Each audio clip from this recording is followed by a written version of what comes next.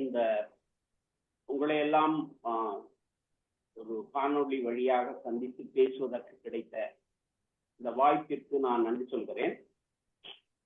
குறிப்பாக சுப்பிரமணிய ஐயரும் கௌசல்யா மேடமும் நீண்ட நெடுங்காலம் இப்படி ஒரு சொற்பொழிவு நிகழ்த்துவதற்காக என்னிடம் தொடர்ந்து கேட்டுக்கொண்டே வந்தார்கள். அது எனக்கு வாய்க்கவில்லை. இப்பொழுது அதற்கு கிடைத்த வாய்ப்பிற்காக குறிப்பாக இங்கே இருக்கிற எல்லோரிலும் பெரும்பகுதி நான் அறிவேன். இதில் பங்கேற்றிருக்கிற பெரியோர்கள் அனைவருக்கும் எனது வணக்கங்கள். இந்த சொற்பொழிவை நான் ஏன் எடுத்துக்கொண்டேன், இதனுடைய இன்றைய முக்கியத்துவம் என்ன என்பதை நான் முதல் நிலையிலேயே சொல்ல வேண்டும் என்று நினைக்கிறேன். இப்பொழுது உங்களுக்கு தெரியும், இந்த இந்தியாவில் உருவாகி வருகிற ஒரு புதிய அரசியல் நிலை. அது உங்களுக்கு ஈழத்திலே தமிழர் சிங்களவர் என்ற அந்த முரண் உருவாகி அது பல்வேறு கட்டங்களில் பல்வேறு பரிமாணங்களில் செயல்பட்டது என்பதெல்லாம் ஒரு வரலாறு இருக்கிறது. இந்தியாவை பொறுத்தவரை முதன்மையாக 2 தொல் பழமொழிகள் என்பது உலகம் ஏற்றுக்கொண்ட வரலாறு தான். அது ஒன்று தமிழ், இன்னொன்று சமஸ்கிருதம். இந்த 2 மொழிகள் சார்ந்து இதில் இருக்கக்கூடிய பல்வேறு இலக்கியங்கள், நூல்கள், தரவுகள் இதை சார்ந்த ஒரு மிக தொடர்ச்சியான உரையாடல் என்பது உங்கள் ஊரில் அவ்வளவு நடந்ததாக எனக்கு தெரியவில்லை. ஆனால் தமிழகத்தை பொறுத்தவரை அது மிக அதிகம். இங்கு எந்த ஒரு அறிஞரும் அந்த பொருளை பேசாமல் வேற எதையும் பேச முடியாதுங்கிற அளவிற்கு இங்கு அதனுடைய உரையாடல் நிகழ்ந்து கொண்டே இருக்கிறது இன்றைக்கு வரை. அந்த பின்புலத்தில் இன்றைக்கு குறிப்பாக இந்த தொல்லியல் ஆய்வுகள் என்பது தமிழ் சூழலில் என்ன சொல்றது, மிகுந்த சூடு பிடித்திருக்கிறது தமிழ்நாட்டை பொறுத்தவரை. இதுவரை இல்லாத அளவிற்கான அந்த தொல்லியல் ஆய்வுகள் சம்பந்தப்பட்ட உரையாடல்கள் பல பரிமாணங்களில் நிகழ்ந்து கொண்டிருக்கிறது. இதில் நான் எடுத்துக்கொண்ட தலைப்பு நம்முடைய பேராசிரியர் இந்திரபாலா அவர்கள் பேராசிரியர் கைலாசபதி நினைவாக ஒரு தொகுத்து பதிப்பித்த ஒரு முன் வரலாற்று கால தமிழ்நாடு என்ற நூலை நீங்கள் எல்லோரும் படித்திருக்கலாம். அது ஒரு மிக மிக முக்கியமான நூல். ஆங்கிலத்திலும் தமிழிலும் அதை அவர் வெளியிட்டிருக்கிறார். அந்த முன் வரலாற்று கால தமிழ்நாடு என்ற அந்த நூலில் அடிப்படையாக கொண்டுதான் நான் இன்றைக்கு என்னுடைய பேச்சை தொடங்குகிறேன். அவர் அதில் பல குறிப்புகளை கொடுத்திருக்கிறார். ஆனால் இன்றைக்கு அவர் கொடுத்திருக்கிற அந்த குறிப்புகளில் இருந்து அது சார்ந்த விஷயங்கள் பெரிய அளவிற்கு வளர்ச்சி அடைந்திருக்கிறது. பெரிய அளவுக்கு அது உரையாடலுக்கு உட்படுத்தப்பட்டிருக்கிறது. அதுக்கு ரொம்ப முக்கியமான காரணம் மிக விரிவான இந்த தமிழக அரசு சார்ந்து செய்யப்படும் தொல்லியல் ஆய்வுகளும், அதைவிட மிக முக்கியமானது இந்த தொல்லியல் ஆய்வுகள் பற்றிய அறிவியல் பூர்வமான சான்றாதார நிரூபணங்கள். கிடைக்கக்கூடிய இந்த பொருள்களை இந்த கரிய வாயு மூலமாக கார்பன் டேட்டிங், அதோடு இல்லாமல் இன்றைக்கு நிறைய வெவ்வேறு புதிய துறைகள் எல்லாம் வந்திருக்கிறது. அதாவது சென்சிட்டிவ் ரிமோட்டிங், அதாவது கடலுக்கு அடியில் இருக்கக்கூடிய பொருள்களை எல்லாம் அந்த கருவிகள் வழியாக கண்டறிந்து அது பற்றி ஆராய்ச்சி செய்யக்கூடிய துறைகள் எல்லாம் பெரிய அளவிற்கு இன்றைக்கு வளர்ச்சி அடைந்திருக்கின்றன. அதைவிட ஒரு இடத்தில் கீழே என்ன பொருள் இருக்கிறது என்பதை மேலே அந்த கருவியை வைத்து அந்த இடத்தில் பார்த்தால் இங்கே என்னென்ன இருக்கிறது என்பதை தெரிந்து கொள்கிற அளவுக்கு, இந்த மனிதர்களுடைய உடல் மருத்துவத்தில் எப்படி நம்முடைய உடலை பல்வேறு ஸ்கேன் செய்து உள்ளுக்குள்ளதையெல்லாம் பார்க்கிறார்களோ, அதை போலவே இந்த பூமி தாயில் கடலில் கீழே என்ன இருக்கின்றன என்பது பற்றியான ஆய்வுகளை நிறுத்துவதற்கு நிறைய கருவிகள் எல்லாம் வந்துள்ளன. அந்த கருவிகளை தமிழ்நாட்டில் இப்பொழுது தமிழக அரசு மிக விரிவாக பயன்படுத்துகிறது. அப்படி பயன்படுத்தியதின் விளைவாக, அது சார்ந்ததன் கண்டுபிடிப்புகளின் விளைவாக அண்மையில் தமிழக அரசு ஒரு மிக முக்கியமான நூல் ஒன்றை வெளியிட்டிருக்கிறது. அந்த நூல் என்னவென்றால், அண்மை கால அறிவியல் கண்டுபிடிப்புகளின் வழியாக தமிழ்நாட்டின் வரலாற்றை எப்படி கட்டமைப்பது அப்படிங்கிறது அந்த நூல். ஆங்கிலம் தமிழில் போட்டுக்கிறாங்க. இது ரொம்ப முக்கியம். என்னன்னா, இந்த நமக்கு சங்க இலக்கியத்தை தொடர்ந்து வந்த மரபுகள் அது பற்றியெல்லாம் நமக்கு தெரியும். ஆனால் அதற்கு முன்பு இருந்த இந்த இந்த அதாவது இப்படி ஒரு வளர்ச்சி அடைந்த செவ்வியல் மரபு ஒன்று உருவாக்கி இருக்கிறது என்று சொன்னால், அதற்கு பல நூறு ஆண்டுகள், பல ஆயிரம் ஆண்டுகளுக்கு முன்பான ஒரு தொடர்ச்சியான புலமைத்துவ மரபு அதற்கு இருந்திருக்க வேண்டும். அதுதான் இயங்கியல். அப்ப அப்படி இருந்த அந்த இயங்கியல் மரபை கண்டறிவது, அதை தெளிவாக சொல்வது என்பது இதுகாலம் வரை நிறைய முரண்பாடுகளுடனேயே தொடர்ந்து வந்தது என்பதை நாம் அறிவோம். அது 20ஆம் நூற்றாண்டில் அந்த உரையாடல்கள் தொடங்கினாலும், சிந்து சமவெளி அதில் தொடங்கினாலும், அது அப்படியே அது எதுவும் உறுதிப்பட்டு சொல்லக்கூடிய அந்த மரபு என்பது இல்லை. சிந்து சமவெளி எழுத்து பற்றியோ, சிந்து சமவெளியில் கிடைக்கக்கூடிய பொருள்கள் பற்றியோ இப்படியான பல ஆய்வுகள் இரண்டு தரப்பினர் இது எங்களுடையது என்று சொல்லக்கூடிய ஒரு வகையான முரண்பட்ட கருத்துக்களை இது காலம் வரை பேசப்பட்டு வந்திருக்கிறது. ஆனால் அண்மை காலத்தில் அந்த முரண்பட்ட கருத்துக்களின் ஊடே பல தெளிவான முன்னெடுப்புகளை எடுத்து வைக்கிற சூழல் இன்றைக்கு உருவாகியிருக்கிறது என்பதுதான் இந்த இந்த இந்த வரலாற்று காலத்துக்கு முந்தைய தமிழ்நாடு பற்றிய ஒரு புதிய பார்வையாக நாம் புரிந்து கொள்ள முடியாது. தமிழக அரசு வெளியிட்டிருக்கிற அந்த அந்த வரலாற்று அடிப்படையில் தமிழ் பண்பாட்டு வரலாற்று படிநிலைகளை பற்றி அவர்கள் முதல் கட்டமாக ஒரு ஆண்டு வரையறையை இப்பொழுது சொல்லியிருக்கிறார். இதுவரை அந்த ஆண்டு வரையறை இல்லை. அது என்னவென்று சொன்னால், ஒரு 17 லட்சம் ஆண்டுகளுக்கு முந்தைய ஒரு ஒரு ஒரு ஒரு நிலம், மக்கள் பகுதி.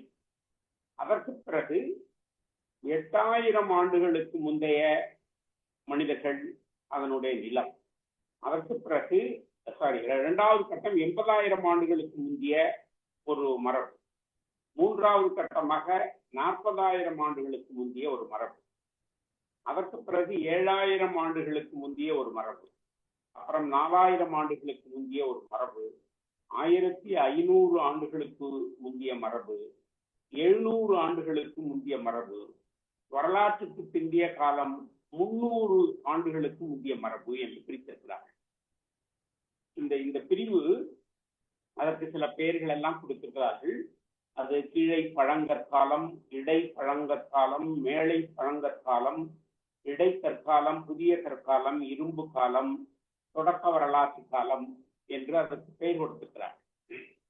இப்போ இந்த இந்த இந்த நாம் ஒரு கேள்வி வைக்கலாம். இப்பொழுது இந்த மாதிரியான இந்த பழமையை பற்றி பேசுகிறது ரொம்ப அவசியமா, வேணுமா, என்ன அதுக்கு என்ன மிகப்பெரிய தரவுகள் இருக்கு, இந்த பழமையை பேசுவதன் மூலமா நம்ம என்ன சாதிக்க போறோம், அல்லது என்ன விஷயங்களை செய்ய போறோம், இப்படி சில கேள்விகள் நவீன இளைஞர்கள் மத்தியில, குறிப்பாக ரொம்ப சயின்டிபிக்கலா அப் டு டேட்டா வாழ்றவங்க மத்தியில அந்த கேள்வி வழக்கமா வரும்.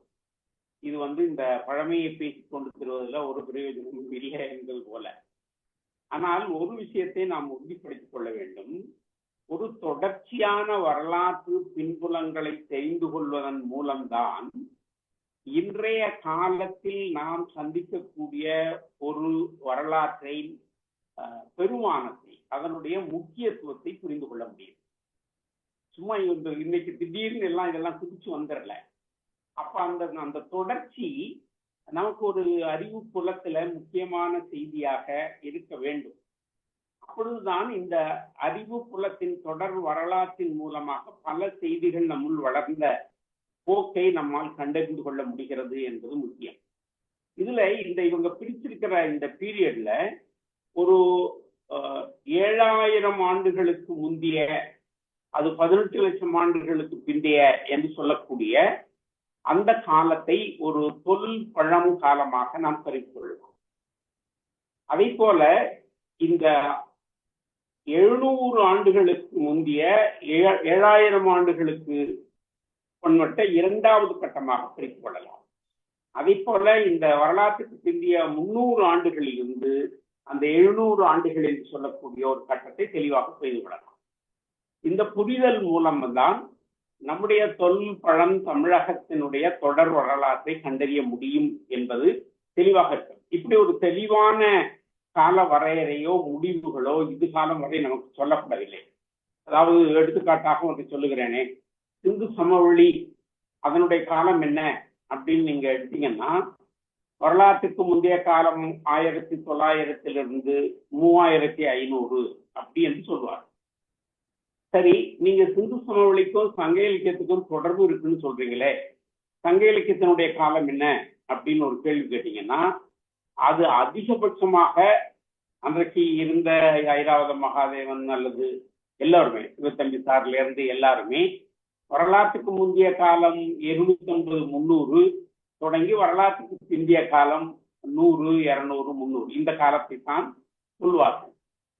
இன்றைக்கு அதல்ல. இன்றைக்கு வரலாற்றுக்கு முந்தைய காலம் அந்த நான் முன்னாடி சொன்ன அந்த 7000 ஆண்டுகளுக்கு முந்தைய காலம் அப்படின்னு சொன்ன காலங்கள் பற்றியான ஆய்வுகள் என்பது என்னென்ன விஷயங்களை நமக்கு புதுசா கொண்டு வந்திருக்கு அப்படின்னு சொன்னீங்கன்னா, அதுல ஒண்ணு, இந்த சிந்து சமவெளியில் குடியேறிய மக்கள் யார், இந்த மக்களை பற்றி நாம் எப்படி புரிந்து கொள்வது என்ற ஒரு உரையாடல் வலுப்பட்டிருக்கிறது. இதுக்கு முன்னாடி அங்கு வாழ்ந்தவர்கள் திராவிடர்கள் என்று சொல்வது நடக்கும், எல்லோரும் சொல்லுவார்கள். ஆனால் அதற்கான அறிவியல் பூர்வமான தரவுகள் எதையும் சொல்ல இயலாது. ஆகையினாலே இந்த இந்தியாவில் இருக்கக்கூடிய இந்த வேத காலம், வேத காலத்துக்கு முந்தைய காலம், வேத பிந்திய காலம் என்று சொல்லக்கூடிய இந்த கால முரண்கள் சார்ந்து இந்தியாவினுடைய வடநாட்டு மரபை சார்ந்த சமஸ்கிருத மரபை சார்ந்த ஆராய்ச்சியாளர்கள் யாரும் வேத காலத்துக்கு முந்தைய இந்திய வரலாற்றை அவர்கள் புராணியமாக சொல்வதுதான் மரபு, யுகங்கள் என்று சொல்வார்கள். அந்த புராணிய மரபுகள் சார்ந்துதான் அவர்கள் பேசுவார்கள். அது இந்த கலியுகம், கிருதாயுகம், இப்படி ஒரு பெரிய யுகங்களை அவர்கள் சொல்வார்கள். இதற்கு எந்த விதமான அடிப்படையான அறிவியல் மரபு கிடையாது. அவர்கள் சொல்லுவார்கள், புராணங்களில் அப்படி சொல்லப்பட்டிருக்கிறது என்று சொல்லுவார்கள். அதை நாம் கேட்டுக்கொண்டிருக்க வேண்டும். அவைகள் கேள்வி எல்லாம் கேட்க முடியாது. ஆனால் இப்பொழுது இந்த 700 ஆண்டுகளுக்கு முந்தைய, அது தொடர்ச்சியாக ஒரு 18 லட்சம் ஆண்டுகளுக்கு முந்தையான அந்த மரபில் கண்டுபிடித்திருக்கிற விஷயங்களில் ஒன்று, இந்த சிந்து சமவெளி என்ற இந்த ஒரு படம் தொல் நாகரிகம் நமக்கு 1924 ஜான் சார் மார்ஷல் வழியாக நமக்கு அறிமுகப்படுத்தப்பட்டது. அது ஒரு மிகப்பெரிய உடைப்பு. உலக நாடுகளில் இருக்கக்கூடிய மெசபடோமிய நாகரிகம், எகிப்து நாகரிகம், கிரேக்க நாகரிகம், இப்படி சொல்லக்கூடிய பல்வேறு நாகரிக மரபுகளின் தொடர்ச்சியாக இந்தியாவில் இப்படி ஒரு நாகரிகம் இருக்கிறது என்கிற இந்த 1924 வந்த அந்த செய்தி சாதாரண செய்தி அல்ல. அந்த செய்திக்குள் இருக்கிற மிக முக்கியமான விஷயம், அந்த மனிதர்கள் யார், இந்த நாகரிகத்தை உருவாக்கிய அந்த மனிதர்களை நீங்கள் எப்படி சொல்வீர்கள்? இந்த உரையாடல் ரொம்ப வேகமாக வந்தது. அதில் அவர்கள் திராவிடர்கள் என்று ஒரு பிரிவினரும், இல்லை திராவிடர்கள் இல்லை என்று சொல்லக்கூடிய இன்னொரு பிரிவினரும், திராவிடர்கள் இல்லை என்றால் அந்த இடத்தில் யார் என்பது பற்றி அவர்களிடம் தெளிவான விளக்கம் கிடையாது. ஆனால் சொல்லுவார்கள் திராவிடர்கள் இல்லை என்று சொல்லுவார்கள். அதற்கு அவர்கள் புராணிய மரபு சார்ந்த விளக்கங்களை மட்டுமே தான் சொல்லுவார்கள். தொல்லியல் ஆய்வு சார்ந்த மரபுகளை சொல்ல மாட்டார்கள். இப்பொழுது அண்மையில் உருவாகி இருக்கிற ஒரு மிக முக்கியமான துறை இந்த மரபணுவியல், பயாலஜிக்கல் ரிசர்ச் ரிலேட்டடான அந்த மரபணுக்கள் ஆய்வு என்பது மிக வேகமாக வளர்ந்திருக்கிறது. அந்த மரபணுக்கள் ஆய்வுகளின் அடிப்படையில் அவர்கள் சொல்லுவது, சுமார் ஒரு 60,000 ஆண்டுகளுக்கு முன்பும் அதை போல ஒரு 20,000 ஆண்டுகளுக்கு முன்பும் அதை போல ஒரு 6000 ஆண்டுகளுக்கு முன்பும் ஆப்பிரிக்க கண்டத்தில் இருந்த மனித கூட்டம் வெவ்வேறு இடங்களுக்கு குடியேறியது என்பதை வெவ்வேறு இடங்களில் வாழக்கூடிய மனிதர்களுடைய மரபணுவை அடிப்படையாக கொண்டு தீர்மானித்து வெளியிட்டிருக்கிறார்கள்.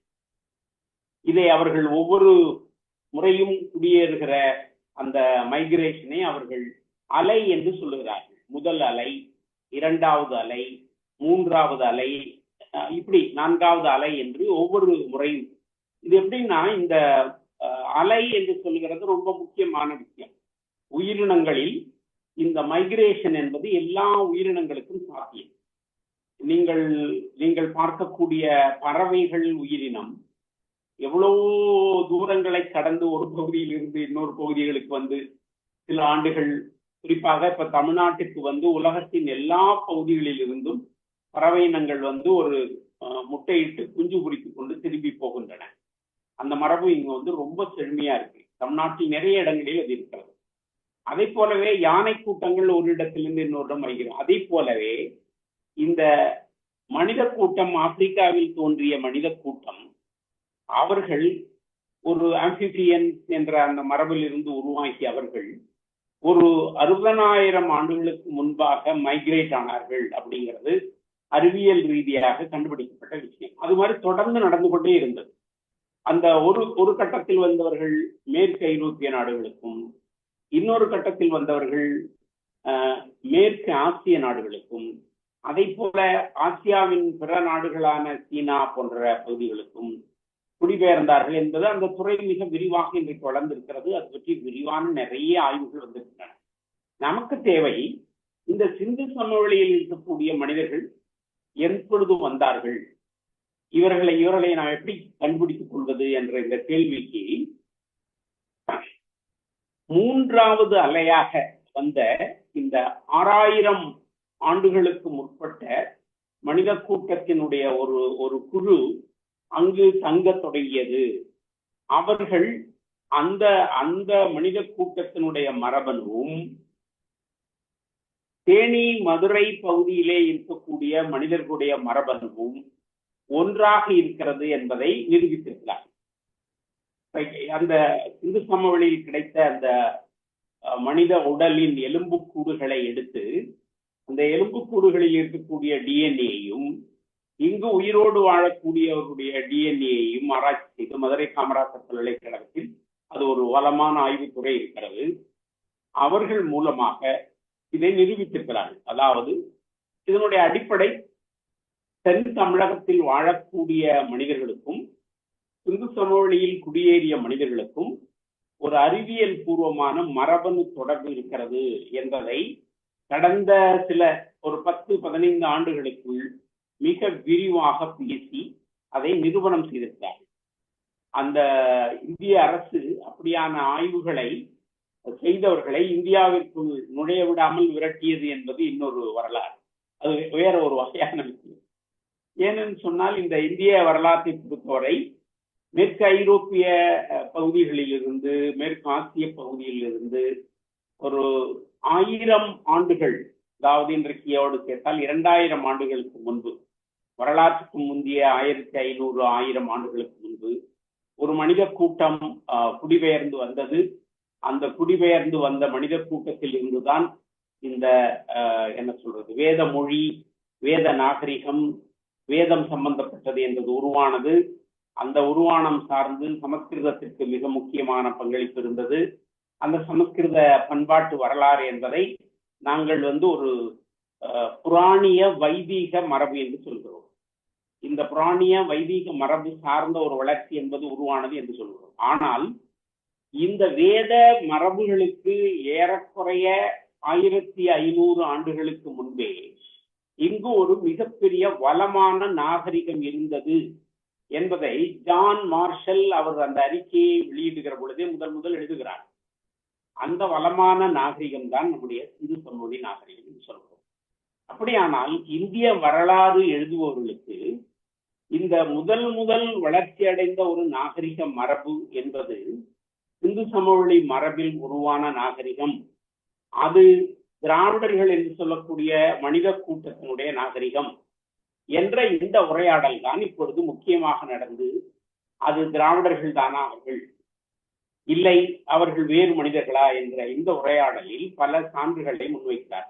இது இன்றைய அறிவியலில் முக்கியமான விஷயம். அதில் ஒன்று, அவர்கள் மொழி ரீதியான சான்றுகளை முன்வைக்கிறார்கள்.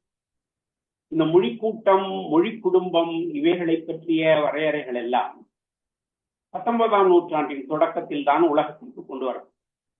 இந்த 19ஆம் நூற்றாண்டில் மொழி குடும்பம் பற்றிய இந்த படிப்பு ஐரோப்பிய நாடுகளில் 15, 16ஆம் நூற்றாண்டுகளில் உருவான மொழி நூல் பிலாலஜி என்ற அந்த வளர்ச்சியின் தொடர்ச்சியாக 18ஆம் நூற்றாண்டில் இறுதி 19இல் அந்த மொழி பற்றிய படிப்புகளை ஒரு அறிவியல் பூர்வமான படிப்பாக மாற்றக்கூடிய ஒரு துறையாக உருப்பிட்டு, அது பின்னர் 1930கள் 40களில் மொழியியல் லிங்குஸ்டிக்ஸ் என்ற ஒரு மானிடவியல் துறையோடு இணைந்த ஒரு மிக முக்கியமான துறையாக உருவானது என்பது வரலாம்.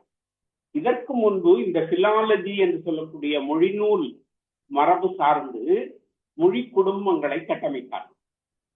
அப்படி கட்டமைக்கிற பொழுது இந்தியாவை பொறுத்தவரை ஒரு 5 மொழி குடும்பங்கள் இருக்கின்றன. அதில் மிக முக்கியமான மொழி குடும்பங்கள் 2. ஒன்று இந்தோ ஆரிய மொழி குடும்பம், இன்னொன்று திராவிட மொழி குடும்பம். இந்த திராவிட மொழி குடும்பம் என்பது ஏறக்குறைய இன்றைக்கு 38 மொழிகளை கொண்ட ஒரு மொழி குடும்பம் என்பதை மொழியியலாளர்கள் உறுதிப்படுத்தியிருக்கிறார். உங்களுக்கு தெரியும், இந்த யமனோ பரோ என்று சொல்லக்கூடிய 2 அறிஞர்கள் 1930கள் தொடங்கி 62 வரை ஆராய்ச்சி செய்து ஒரு மிகப்பெரிய அகராதியை உருவாக்கினார். இந்த திராவிடியன் எட்டிமாலஜிக்கல் டிக்ஷனரி என்று சொல்லக்கூடிய அந்த அகராதி. அந்த அகராதியில் அவர்கள் ஏறக்குறைய அன்றைக்கு 62 வாக்கில் 24 திராவிட மொழிகள் இருப்பது பற்றி பதிவு செய்தார். அதனுடைய 2ஆம் பதிப்பு 1984 வெளிவருகிற பொழுது அவர்கள் 32 மொழிகள் இருக்கிறது என்று சொன்னார்கள். இன்றைக்கு அது 38, 40 மொழிகள் என்று சொல்லுகிறார். சிந்து சமவெளி பகுதியில் மிக அருகையில் இருக்கக்கூடிய பாகிஸ்தான், ஆப்கானிஸ்தான் அந்த பகுதியில், அதாவது இந்த மொஹஞ்சதரோ, ஹரப்பா என்ற அகழ்வாய்வுகள் செய்யப்பட்ட அந்த நிலப்பகுதியில் பிராகுவி என்ற திராவிட மொழி இன்றும் பேசப்படுகிறது. அந்த பிராகுவி மொழியை பேசக்கூடிய மக்கள் அந்த ஆப்கானிஸ்தான் நிலப்பகுதியில் இருக்கிறார்கள். அது சிந்து சமவெளி நிலம் என்று சொல்லக்கூடிய நிலத்தினுடைய ஒரு பகுதி. இப்பொழுது என்ன ஒரு சான்றாக எடுக்கிறார்கள், ஒரு திராவிட மொழி அங்கு எப்படி பேசப்பட்டிருக்கிறது, ஏன் அப்படி பேசப்பட்டிருப்பதன் மூலம் சிந்து சமவெளியில் பேசப்பட்ட அந்த மொழி திராவிட மொழியாக இருக்க வேண்டும் என்று ஊகிக்கிறார்கள். அதுக்கு அவங்க சொல்ற வேறு பல காரணங்களில் ஒன்று, இந்த சிந்து சமவெளியில் கிடைக்கக்கூடிய அந்த குறியீடுகள், அந்த சிந்து சமவெளியில் இருக்கக்கூடிய குறியீடுகளை வாசிப்பது என்பது ஒரு மிகப்பெரிய ஆய்வு துறையாக இன்று வளர்ந்திருக்கிறது. அது கணிப்பொறியின் வந்த பிறகு எகிப்து பிரமிடுகளில் உள்ள அந்த குறியீடுகளை வாசித்த அதே மாதிரியான மரபில் இந்த சிந்து சமவெளி சார்ந்த குறியீடுகளை வாசிக்கிறார்கள். அதில் அஸ்கோ பர்பலோ அவருடைய சாதனை மிகப்பெரியது. அதனைத் தொடர்ந்து நம்முடைய ஐராவத மகாதேவன் சார் படித்த வாசிப்பும் மிக அதிகம். இன்றைக்கு அந்த துறையை ஒரு மிகப்பெரிய துறையாக எடுத்துக்கொண்டு ஆய்வு செய்கிற அறிஞர்கள் உருவாகியிருக்கிறார்கள். தமிழக அரசின் மூலமாக சென்ற ஆண்டு அந்த குறியீடுகளை வாசித்தறிந்து ஒரு தர்க்கபூர்வமான ஆய்வு கட்டுரையை வழங்குபவர்களுக்கு $10 மில்லியன் பரிசளிக்க இருக்கிறோம் என்று ஸ்டாலின் தெரிவித்திருக்கிறார். இதெல்லாம் அண்மை காலத்தில் உருவான அந்த விஷயம். அதுல இப்ப நிறைய பேர் ஆராய்ச்சி பண்றாங்க. ஒரு ரோஜா முத்தையா ஆராய்ச்சி நிறுவனத்தின் மூலமாக அப்படியான ஆய்வுகள் எல்லாம் நிகழ்ந்து அது விடுங்க.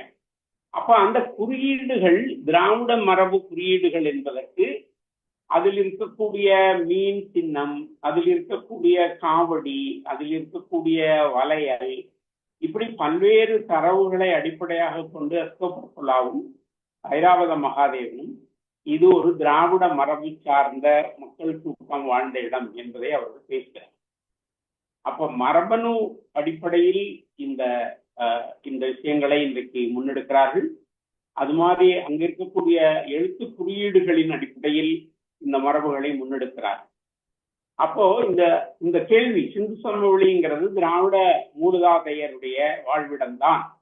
இதுக்கு வேற என்ன தரவுகள் இருக்கின்றன, இந்த தரவுகளை வேறு எப்படி நாம் பார்க்க முடியும் என்ற உரையாடலும் அண்மையில் வந்திருக்கிறது. அதில் ரெண்டு முக்கியமான விஷயங்கள் வந்திருக்கிறது. ஒன்று, இந்த இட அமைப்பு, டோபோகிராஃபி. இந்த இட அமைப்பு என்று சொல்லுகிற பொழுது இந்த மேற்கு ஆசிய பகுதியிலிருந்து தொடங்கி உருவாகி வருகிற மேற்கு மலை தொடர்ச்சி மலை, அது நம்முடைய பொதிகை மலை என்று சொல்லக்கூடிய நம்முடைய கன்னியாகுமரி அந்த பகுதியில் அது முடிகிறது, அந்த மேற்கு தொடர்ச்சி மலை. அதே போல கிழக்கே பார்த்தீர்கள் என்று சொன்னால் இந்த நர்மதா, தர்மபுத்திரா இந்த மாதிரியான நதிகள் பாய்ந்து அது சென்றடைகிற அந்த கங்கை சமவெளி பகுதி என்பது தனி. அந்த கங்கை சமவெளி பகுதியை விட்டுவிட்டு நீங்கள் தக்கான பீடபூமி என்று சொல்லுகிற, அதாவது இன்றைய குஜராத், மகாராஷ்டிரம், அப்புறம் மத்திய பிரதேசத்தினுடைய பகுதிகள், இப்படி நீங்கள் ஒரு வரைபடத்தை போட்டீர்கள் என்று சொன்னால் அது வங்காள விரிகுடா, ஒரிசாவிலிருந்து யாழ்ப்பாணம் வரை இருக்கக்கூடிய அந்த கிழக்கு திசையும் மேற்கு மலை தொடர்ச்சி என்று சொல்லக்கூடிய அந்த திசையையும் இடைப்பட்ட இந்த நிலப்பகுதி, இந்த நிலப்பகுதிக்கு என்பது மேற்கு ஆசியாவிலிருந்து தொடர்ந்து இன்றைக்கு காணக்கூடிய யாழ்ப்பாணம் வரையான ஒரு தொடர்ச்சி இருக்கிறது. அந்த தொடர்ச்சி என்ன? அது மேற்கு தொடர்ச்சி மலையில் உருவாகக்கூடிய அவ்வளவு நதிகளும் இந்த நிலப்பகுதியில் பாய்கின்றன. இந்த நிலப்பகுதியில் இந்த நதிகள் பாய்வதன் மூலமாக பல்வேறு நாகரிகங்கள் உருவாகி இருக்கின்றன. அது ஆந்திராவில், மகாராஷ்டிரத்தில், பஞ்சாபில் இருக்கக்கூடிய ஒவ்வொரு நதி அது சார்ந்த வரலாறு நமக்கு நன்கு தெரிந்த நம்முடைய தமிழகத்தை சார்ந்த காவிரி, அதை போல வைகை, அதை போல தாமிரபரணி, இந்த மூன்று நதிகள் சார்ந்து உருவாகி இருக்கிற வரலாறு, அதற்குள் கிடைக்கிற தரவுகள், இந்த அகழ்வாய்வு தரவுகள், இவைகள் எல்லாவற்றையும் அடிப்படையாக கொண்டு இந்த நிலப்பகுதி என்பது ஒரு நிலப்பகுதி. இது திராவிட நிலப்பகுதி. இந்த திராவிட நிலப்பகுதியில் வாழ்ந்த மனிதர்கள் சிந்து சமவெளி தொடங்கி இன்றைக்கு யாழ்ப்பாணம் வரை இருக்கிற மனிதர்கள் என்பது போன்ற ஒரு உரையாடல் நிகழ்கிறது. இந்த உரையாடலுக்கு முக்கியத்துவமான விஷயம், நீங்கள் சிந்து சமவெளியில் கண்டுபிடித்து இருக்கிற அந்த குறியீடுகள், அவர்கள் பயன்படுத்திய பொருள்கள் இந்த நிலப்பகுதி முழுதும் கிடைக்கிறது. இப்போ நீங்க சிந்து சமவெளியில இருக்கக்கூடிய ஒரு முத்திரை நம்முடைய கீழடி தோன்ற பொழுது அங்க இருக்கு. சிந்து சமவெளியில் கிடைக்கக்கூடிய ஒரு முத்திரை நம்முடைய பூம்புகார் பக்கத்தில் இருக்கக்கூடிய ஒரு ஊரில் தோன்றுகிற பொழுது ஒரு கற்போடகையில் அந்த முத்திரை. இப்போ ஒரே வகையான முத்திரைகளை இந்த நிலப்பகுதி முழுதும் பயன்படுத்தி இருக்கிறார்கள் என்ற ஒரு ஆர்குமெண்ட். முன்னாடி சொன்னது மாதிரி இந்த மரபணுவியல் ஆய்வு, இரண்டாவது சிந்து சமவெளி குறியீடுகள் சார்ந்த ஆய்வு, மூன்றாவது இதுல என்ன முக்கியமான விஷயம் என்று சொன்னால், சிந்து சமவெளியில் கண்டெடுக்கப்பட்டிருக்கிற பல்வேறு பொருள்கள் இந்த நிலப்பகுதி முழுதும் கிடைக்கின்றன. அதை விட கீழடி மூலமாக இன்றைக்கு கிடைத்த ஒரு மிகப்பெரிய கண் திறப்பு என்னவென்றால், சிந்து சமவெளியின் கட்டிடக்கலை மரபு அப்படியே கீழடியில் ஒரு கண்டுபிடிக்கப்பட்டிருக்கிறது. இதுல என்ன பெரிய விஷயம்னா, சிந்து சமவெளியில வளர்ச்சி அடைந்த ஒரு கட்டடக்கலை மரபு இருக்கு. அந்த கட்டடக்கலை மரபிற்கு மேல் ஆண்டுகள் ஒரு 4500 என்று சொன்னால், கீழ் ஆண்டுகள் 1500. அதில் வளர்ச்சி அடைந்த ஹரப்பன் நாகரிகம், அதற்கு பிறகு அந்த வளர்ச்சி குறைந்த ஹரப்பன் நாகரிகம், அதற்கு பிறகு அழிந்து போன ஹரப்பன் நாகரிகம் என்று அதை 3 கட்டமாக பிரிக்கிறார். அந்த 3 கட்டத்தின் இறுதி கட்டத்திற்கும் நம்முடைய சங்க இலக்கியம், தமிழ்நாடு இவற்றுக்குமான தொடர்புகள் பற்றியெல்லாம் அண்மை காலத்தில் ஆய்வுகள் முன்னெடுக்கப்பட்டிருக்கின்றன.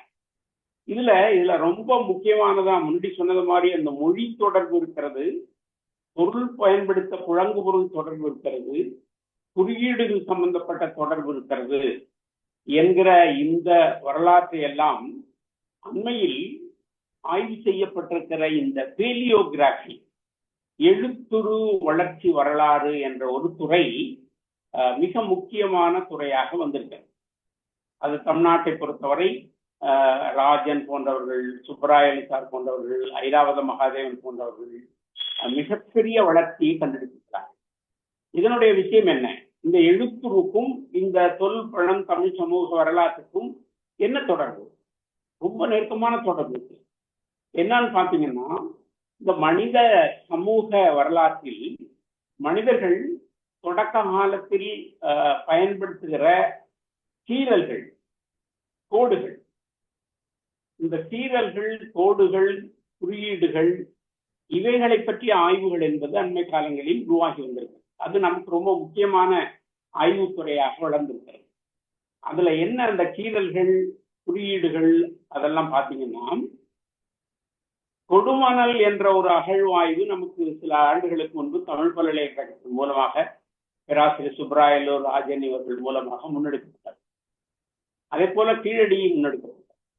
இதை விட இன்னொரு மிக முக்கியமான ஒரு விஷயம் ஆதிச்சநல்லூர் அகழ்வாய்வு. இந்த ஆதிச்சநல்லூர் அகழ்வாய்வுக்கும் சிந்து சமவெளி அகழ்வாய்விற்கும் என்ன தொடர்புங்கிற ஒரு உரையாடல், ரொம்ப சுவையான உரையாடல். ஆதிச்சநல்லூர் அகழ்வாய்வு என்பதை அலெக்சாண்டர் ரீ என்று சொல்லக்கூடிய நபர் 1896 தொடங்கி 1904-05 மிகப்பெரிய ஆய்வு செய்து 9 மாட்டு வண்டிகளில் அங்கு இருந்த பொருள்களை எல்லாம் ஏற்றி கொண்டு சென்றார் என்று ஒரு வரலாறு இருக்கிறது. அந்த பொருள்கள் பெர்லின் அருங்காட்சியகத்தில் இன்றைக்கு பாதுகாக்கப்படுகின்றன, சென்னை அருங்காட்சியகத்திலும் இருக்கின்றன. இப்பொழுது அந்த அவர் செய்த அந்த 904க்கு பிறகு அந்த துறை பற்றிய அகழ்வாய்வு ஆதிச்சநல்லூரில் நடக்கவே இல்லை. பிறகு 2004 இந்திய தொல்லியல் துறையினர் அதை தொடங்கினார். சத்தியமூர்த்தி என்பவர் அதை செய்தார். அவர் 2008 முடித்தார். ஆனால் அந்த அறிக்கையை அந்த இந்தியாவின் தொல்லியல் ஆய்வுத்துறை, ஆர்கியாலஜிக்கல் சொசைட்டி ஆஃப் இந்தியா வெளியிடவில்லை. அதை வெளியிட மறுக்கிறார். அப்புறம் வழக்கு மன்றத்துக்கு போனார்கள். வழக்கு மன்றத்துக்கு தான் போய் வெற்றி பெற்று அதுக்கு பிறகு இப்பொழுது கொஞ்சம் வெளிவந்திருக்கிறது. இதில் அந்த சத்தியமூர்த்தி அவருடைய பேட்டியில் சொல்கிறார் ரொம்ப முக்கியமான விஷயம். இந்த ஆதிச்சநல்லூர் அகழ்வாய்வு என்பது தொடர்ச்சியாக செய்யப்பட்டிருக்குமேயானால், அது விரிவாக முன்னெடுக்கப்பட்டிருக்குமேயானால், சிந்து சமவெளி நாகரிகத்திற்கு முந்தைய ஒரு மிகப்பெரிய வளர்ச்சி அடைந்த நாகரிகம் என்பது நமது கொற்கை ஆதிச்சநல்லூரில் இருந்திருக்கிறது என்பதை நாம் கண்டறிந்திருக்கலாம். இன்றைக்கு அதுதான் ஒரு பெரிய ஆர்குமெண்டாக போகுது. தமிழக அரசு அதை ரொம்ப சிரத்தையா எடுத்துக்கிறாங்க. எடுத்துட்டு அதை அவர்கள் பொருணை நாகரிகம் என்று காயின் பண்றாங்க. பொருணை நாகரிகம் என்று சொல்றது தாமிரபரணி நாகரிகம். இப்ப தாமிரபரணி அந்த ஓடுகிற அந்த பகுதிகள், அதுல என்ன வரலாற்று முக்கியத்துவம்? கொற்கை நமக்கு தெரியும், பாண்டியனுடைய அந்த முக்கியமான தலைநகர். அந்த கொற்கை இன்றைக்கும் இருக்கிறது. அந்த கொற்கையில் ஒரு 3000 ஆண்டுகள தொடர்ச்சியான ஒரு வன்னி மரம் இருக்கிறது. பாண்டியர்களுடைய அந்த புனித மரம் என்று சொல்லக்கூடிய வன்னி மரம் அங்கு இருக்கு. அந்த அந்த அந்த மரம், அந்த கொற்கைக்கும் ஆதிச்சநல்லூருக்கும் 13 கிலோமீட்டர் தான் இடையில். அந்த நீண்ட நெறிய நிலப்பகுதியில் நிறைய ஊர்கள் வந்து விட்டன, குளங்கள் வந்து விட்டன. அது அகழ்வாய்வு செய்வதற்கான அந்த மரபுகள் என்பதை செய்வதற்கான வாய்ப்புகள் இந்திய தொல்லியல் துறை இந்த தொடக்கத்தில் இந்த ஆதிச்சநல்லூர் பற்றிய கிடைத்த தரவுகளை அடிப்படையாக கொண்டு தொடரவில்லை. இப்பொழுது தமிழக அரசு செய்கிறார்கள். என்ன ஆதிச்சநல்லூர் தொடர்பு அப்படின்னு சொன்னால், அதுலதான் மிகப்பெரிய புதிர்கள் நிறைய வந்திருக்கிறது. அது தமிழ்நாடு முழுக்க இன்றைக்கு கண்டுபிடித்திருக்கிறார்கள். வரலாற்றுக்கு முந்தைய காலம் ஏறக்குறைய 3500 ஆண்டுகளில் இரும்பு உருக்கி அதில் கருவிகளை செய்கிற மரபு என்பதை இன்றைக்கு அறிவியல் பூர்வமாக நிரூபித்திருக்கிறார். அது ஆதிச்சநல்லூரில் இருக்கிறது, அது கீழடியில் இருக்கிறது, அது மயிலாடுதுறை என்று தருமபுரி மாவட்டத்தில் இருக்கிறது. இப்படி கொடுவனல் என்று சொல்லக்கூடிய சேலம் மாவட்டத்தில் இருக்கிறது. தமிழ்நாட்டின் ஏறக்குறைய ஒரு 50 இடங்களுக்கு மேலாக இந்த 3500 ஆண்டுகளுக்கு முந்தைய இரும்பு பயன்படுத்தம் என்பது இயல்பாக இருந்திருக்கிறது என்று சொல்லுகிறார். அது ஒரு புத்தகமாக தமிழக அரசு அண்மையில் வெளியிட்டிருக்கிறது. அந்த புத்தகத்தில் அவர்கள் சொல்லுகிறார்கள், உலகத்திலேயே இவ்வளவு முந்தைய ஆண்டுகளில் இரும்பு பயன்படுத்தம் இருந்தது என்பதை காண தரவுகள் இல்லை. ஆனால் இந்த நிலப்பகுதியில் தான் இந்த இரும்பு பயன்படுத்தம் என்பது பற்றிய தரவுகள் இருப்பதாக அவர் எழுதியிருக்கிறார்.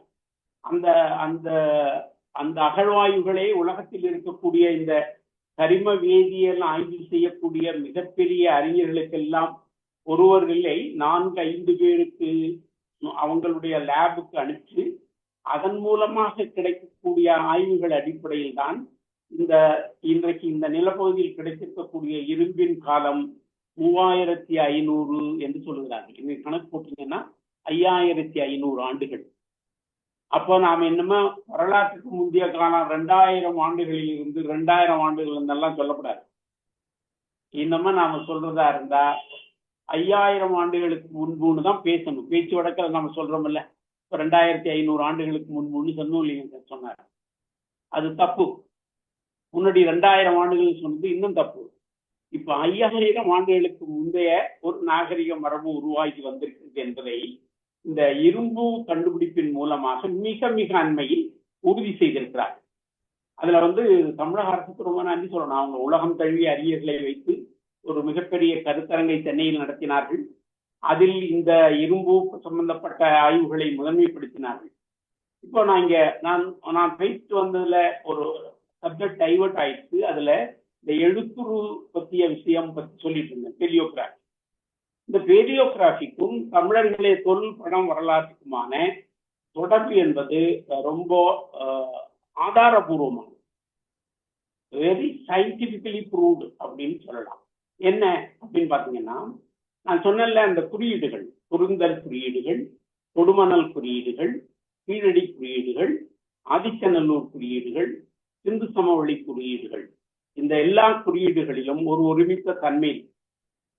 இந்த குறியீடுகள் சார்ந்து உருவாக்கி அடுத்த கட்டத்தில், அதாவது இன்னொரு ரொம்ப ரொம்ப முக்கியமானது, இந்தியாவிலேயே லட்சக்கணக்கில் அகழ்வாய்வுகளில் பானை ஓடுகள் கிடைக்கின்றன. எல்லா பானை ஓடுகளிலும் கீரர்கள் குறிவெடுக்கின்றன.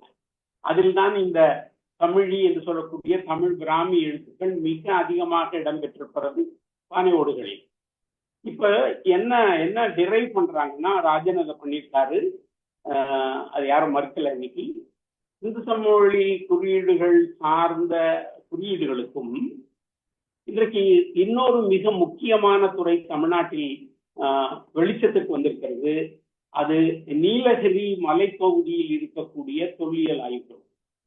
இந்த நீலகிரி மலைப்பகுதியில் இருக்கக்கூடிய தொல்லியல் ஆய்வுகள் பார்த்தீங்கன்னா, குகைகளில் எக்கச்சக்கமான குகை ஓவியங்கள், பாறை ஓவியங்கள் இருக்கின்றன.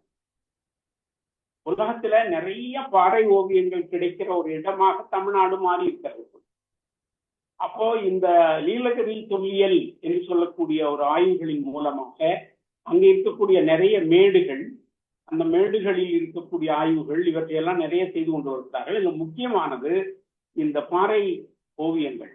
இந்த பாறை ஓவியங்களினுடைய காலத்தை எப்படி கணிக்கிறார்கள் என்று சொன்னால், அது ஒரு 8000 ஆண்டுகளுக்கு முந்தைய மனிதர்களுடைய பதிவுகள் என்று சொல்லுகிறார்கள். இப்போ இந்த பாறை ஓவியங்களில் காணக்கூடிய குறியீடுகளும் இந்து சமவெளி குறியீடுகளும் இந்த தமிழ்நாட்டில் வெவ்வேறு இடங்களில் கிடைக்கக்கூடிய இந்த கீரர்கள் குறியீடுகளும் ஒருபடித்தான தன்மையை உருப்பெற்றிருக்கிறது என்று சொல்வதோடு இல்லாமல், இந்த குறியீடுகளில் இருந்துதான் நமது தமிழ் எழுத்தின் முந்தைய வடிவமான தமிழ் பிராமி என்று சொல்லப்பட்ட தமிழி எழுத்து உருவாகி இருக்கிறது என்று சொல்லுவோம். அதனுடைய அந்த டெரிவேஷனை போடுறாங்க. அதிலிருந்து அடுத்து வந்து இந்த தமிழி எழுத்து உரு என்பது, இந்த தமிழி எழுத்து உரு பத்தி சொல்றப்ப அதுக்கு நிறைய சுயான தகவல் இருக்கு. இப்ப இந்த தமிழி எழுத்துரு பற்றியான ஆய்வுகள் என்பதை 1930களில் கே.வி. சுப்பிரமணிய ஐயர் என்ற ஒரு பெரியவர் தான் முதல் தொடங்கி வைத்தார். பண்டைக்கால தமிழ் எழுத்துக்கள் என்ற ஒரு நல்ல அழகான புத்தகம் இருக்கிறது. நீங்கள் அது ஆன்லைன்ல பண்ணீங்கன்னா எடுக்கலாம். அவர் அந்த காலத்திலேயே இந்த குகைகளில் இருக்கக்கூடிய இந்த அந்த எழுத்துக்களுக்கு அவங்களுக்கு அந்த காலத்துல என்ன பேர் கொடுக்கறதுன்னு தெரியல. அப்ப அது வந்து அந்த காலத்துக்கு கொஞ்சம் முன்னாடி அசோகனுடைய பிராமி எழுத்துக்களை கண்டுபிடிச்சிருந்தாங்க. அது அசோகன் பிராமின்னா இது தமிழ் பிராமின்னு பேர் கொடுத்துட்டாங்க. இந்த தமிழ் பிராமி பற்றியான தன்னுடைய வாழ்நாள் ஆய்வை மேற்கொண்ட ஐராவதம் அவர்கள், ஐராவதம் என்பவர் தமிழ் பேலியோகிராபிக்கு செய்த ஆய்வுகள் என்பவை அவருக்கு தமிழ்நாட்டின் எல்லா ஊர்களிலும் சிலை வைக்க வேண்டும். அந்த அளவுக்கு அவருடைய கான்ட்ரிபியூஷன் முக்கியமானது. அவர் ஏறக்குறைய தன்னுடைய ஐஏஎஸ் பணியினுடைய ஒரு பகுதியாக என்ன செய்தார் என்று சொன்னால், இந்த தமிழ்நாட்டில் இருக்கக்கூடிய எல்லா இடங்களிலும் இருக்கக்கூடிய தமிழி கல்வெட்டுக்களை எல்லாவற்றையும் படியெடுத்து ஒரு 92 தமிழி கல்வெட்டுக்கள், ஒரு 30-35க்கு மேற்பட்ட வட்டெழுத்து கல்வெட்டுக்கள், இவற்றையெல்லாம் பதிவு செய்து 2008 அவர் கொண்டு வந்த இந்த ஏர்லி தமிழ் இன்ஸ்கிரிப்ஷன் என்று சொல்லக்கூடிய அந்த தொகுப்பு ரொம்ப முக்கியமானது. இப்போ அண்மையில ராஜன் இவங்களெல்லாம் செய்த ஆராய்ச்சி, ஐராவத மகாதேவன் என்ன சொன்னார்னா, அதனுடைய காலம் வரலாற்றுக்கு முந்தைய காலம் அதிகபட்சம் 250. அது ஏன் அவங்க கணக்கு எப்படின்னா, மௌரிய சாம்ராஜ்யம் அசோகன் காலம் வரலாற்றுக்கு முந்தைய 400. அப்போ உருவான அந்த எழுத்தினுடைய தொடர்ச்சியாக தமிழ்நாட்டுல இந்த 250 வாக்குல இந்த எழுத்து வந்துருச்சுன்னு சொல்லிட்டு இருந்தாங்க. அவர் அப்படியேதான் எழுதினார். அது வந்து வடநாட்டில் இருந்து நமக்கு கிடைக்கப்பட்ட ஒரு எழுத்து வடிவம் என்ற ஒரு கருத்து இருந்தது. ஆனா அண்மையில் குறிப்பாக பொருந்தல் போன்ற இடங்களிலும் கொடுமணலிலும் கீழடியிலும் கண்டெடுக்கப்பட்ட பானை ஓடுகளில் கிடைத்திருக்கக்கூடிய இந்த தமிழ் பிராமியத்தான் நான் தமிழின்னு சொல்றேன். அந்த தமிழி எழுத்து வடிவங்கள், அது பற்றிய ஆய்வுகள், இவைகள் எல்லாம் என்ன சொல்லுதுன்னு சொன்னா, இந்த எழுத்துரு உருவான காலம் வரலாற்றுக்கு முந்தைய 650. வரலாற்றுக்கு முந்தைய 650லே இந்த எழுத்துரு உருவாகிவிட்டது. இதுல என்னென்ன பிரச்சனைகள், இதுல முக்கியமான விஷயங்கள் வருதுன்னா, சிந்து சமவெளி குறியீடுகள், பாறை ஓவியங்கள், வேறு குறியீடுகள், இவற்றினுடைய ஒரு அடுத்த கட்ட வளர்ச்சியாக இந்த எழுத்துரு வந்திருக்கிறது.